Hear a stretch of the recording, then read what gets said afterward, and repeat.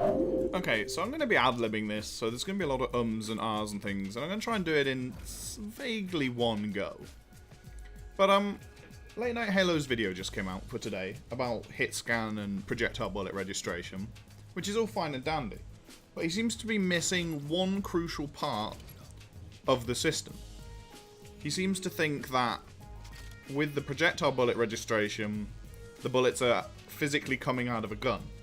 That's not the case. They are still being spawned in the center of the screen. Because if the gun model were to move, the bullets would go all over the place, instead of going to where the crosshair is pointing. It's only a minor gripe, but it's still a gripe I have, because as a games designer myself, making bullets come out of what is in theory an invisible socket, which is where you would ask the projectiles to be spawned, is a really poor system of doing things unless you are going for ultra realism, where there's literally no crosshair in the center of the screen and you want the bullets to go exactly where the gun is facing in something like Insurgency. Now, don't get me wrong, a lot of what Late Night Halo said was correct. Everything he said about hit scan was on the mark, it was pretty much perfect.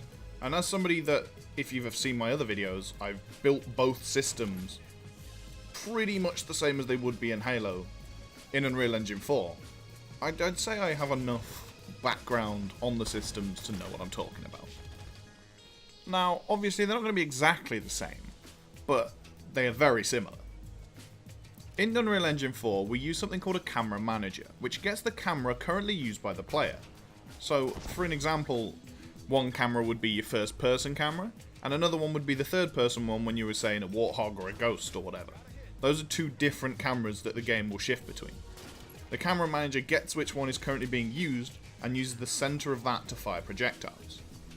The main reason this is done is because the bullets, or the projectiles, will sometimes collide with the physical gun model itself, causing the projectile to either be stopped dead in its tracks, or for it to go off on a random tangent and you'd end up with some crazy shot where you were aiming at the floor and you headshot somebody.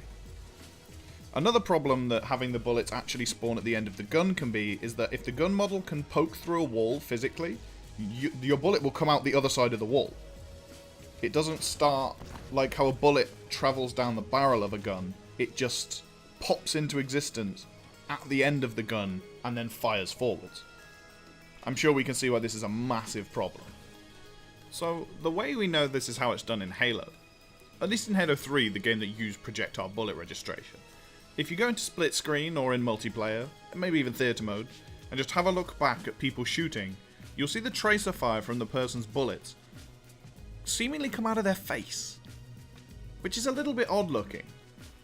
But this just cements the fact that the camera was used for the projectile spawning rather than the gun model in the first person perspective. So, I just want to give a shout out to Late Night Halo. No hate intended, no malice intended. I just wanted to correct a technical misunderstanding. The rest of his video is fantastic, it's really informative, it has some great opinions, and if for some reason you're watching this from my channel, not his, go and check it out, it's a great watch. I'll leave a link to it in the description below, and remember, stay classy.